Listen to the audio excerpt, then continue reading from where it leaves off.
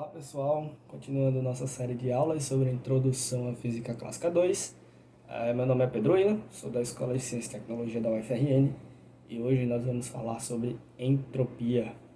Simbora! Bom, vamos lá pessoal. Começando o nosso assunto sobre entropia, certo? Nós vamos começar pela parte de processos irreversíveis e entropia. Processos irreversíveis.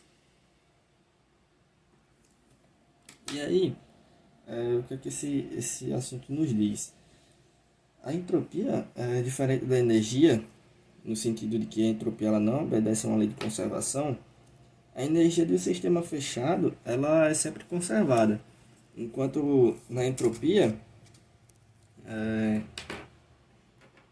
em processos irreversíveis, essa entropia ela em sistema fechado ela vai aumentar, certo? Em sistema fechado ela aumenta, certo? E assim, graças a essa propriedade, a variação muitas vezes ela pode ser chamada de seta do tempo. Dessa forma, como exemplo, nós podemos associar no nosso dia a dia a explosão de um milho de pipoca. O milho de pipoca está lá na sua panelinha, né, de pressão, sua panelinha de pressão. E aí, qual que é o processo normal?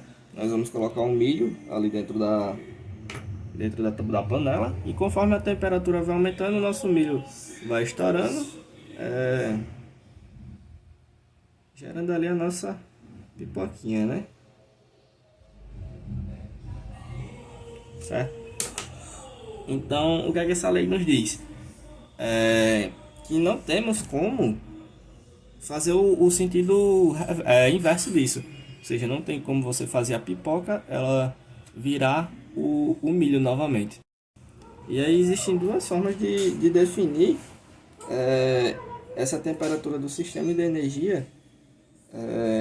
Essa tem como definir de duas formas essa variação de entropia. E a primeira forma que nós temos diz relação aos termos da temperatura do sistema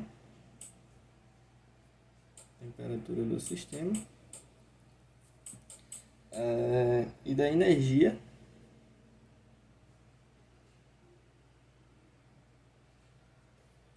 que esse sistema vai ganhar ou perder em forma de calor.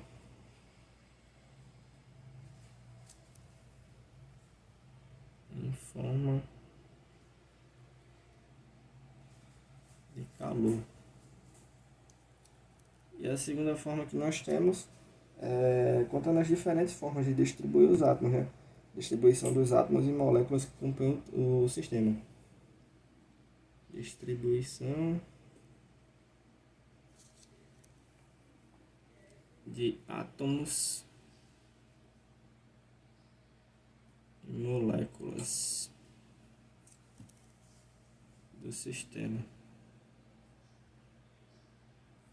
Certinho? Que temperatura do sistema e energia, conforme ele ganha ou perde em forma de calor, e a distribuição dos átomos e das moléculas. Dando continuidade, nós vamos falar agora sobre a variação da entropia. A variação da entropia, que nós denominamos de ΔS.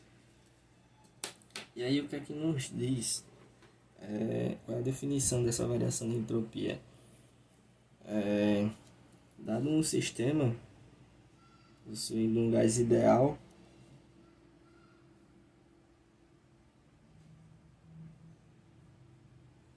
dois lados, onde esse sistema ele está isolado, né?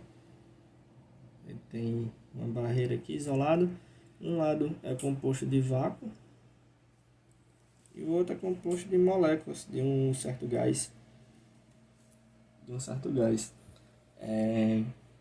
E aí o que nós temos? Que quando essa válvula for aberta, esse gás ele vai se expandir e vai ocupar toda a região na qual estava o vácuo, né? Ela vai ocupar toda a região do sistema. Dessa forma atingindo o estado de equilíbrio final. O estado de equilíbrio final definido por F. Estado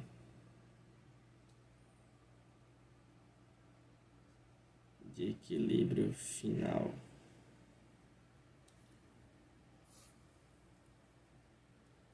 E nós podemos notar que esse é um processo irreversível, né? Tendo em vista que as moléculas desse gás jamais vão voltar a ocupar apenas o lado esquerdo do recipiente. E aí nós podemos concluir que a variação de entropia vai ser a entropia final menos a entropia inicial, certo? Isso aqui pode ser escrito também na forma de integral, sendo a integral do ponto inicial ao ponto final da derivada do calor sobre o tempo. Isso aqui que nós chamamos de variação da entropia. E aí vale lembrar também que no SI a nossa unidade de entropia é dada por Joule por Kelvin, certo? É importante lembrar também. E aí nós temos também a expansão térmica reversível. Essa daqui seria aí reversível. E nós temos também a reversível, onde podemos trazer como exemplo um certo tubo com seu isolamento, certo? Onde dentro dele ele possui um certo êmbolo, onde a parte de baixo está composta por gás, e esse êmbolo ele tem sua altura mudada conforme um conjunto de bolinhas de chumbo é colocado ou retirado. E aí nós temos que esse gás ele pode, dependendo da quantidade de bolinhas de chumbo, se expandir ou retornar ao seu estado inicial, se comprimir, sendo assim uma expansão reversível. Diante disso, nós podemos ver que o processo de expansão isotérmica reversível ele é bem diferente do irreversível, né? Entretanto, esses dois processos ele possuem o mesmo estado inicial e o mesmo estado final. Ou seja, nos dois casos, a variação de entropia vai ser igual, né?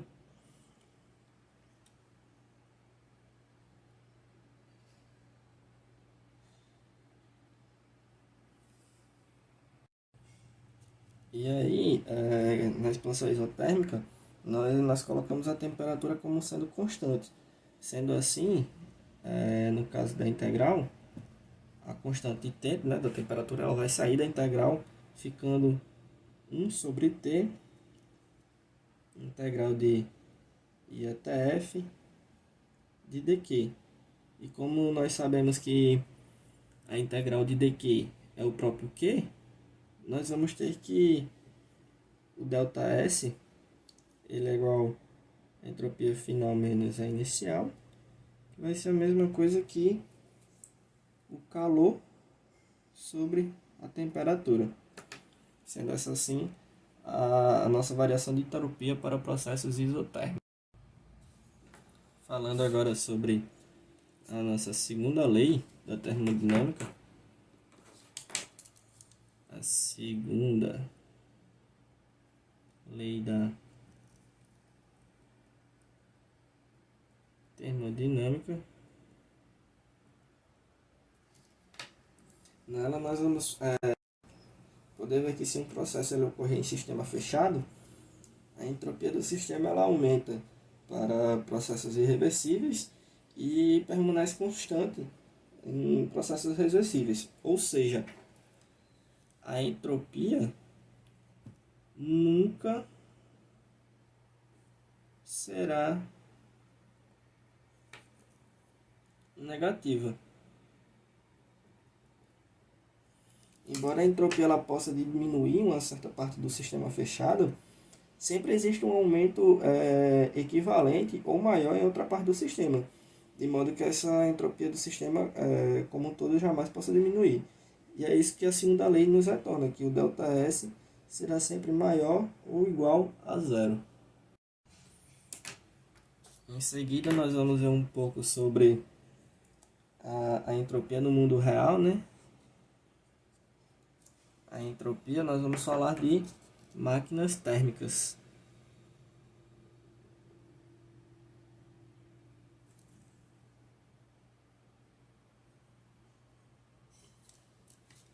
E o que esse tópico nos diz? Ele nos remete que a máquina térmica é um dispositivo que extrai energia do ambiente em forma de calor e realizando dessa forma um trabalho útil, né? Nas máquinas a vapor, nós vamos ter que essa substância, essa máquina ela sempre vai precisar de uma substância de trabalho. Nas máquinas a vapor, essa substância vai ser a água, enquanto será água tanto na forma líquida como pode ser na forma de vapor. Enquanto em motores de automóveis, por exemplo, a substância de trabalho ela vai ser uma mistura entre o ar e a gasolina, né? Fazendo com que essa máquina realize um trabalho de forma contínua e que para isso acontecer, para esse trabalho ser contínuo, ela deve operar em forma de ciclos, né?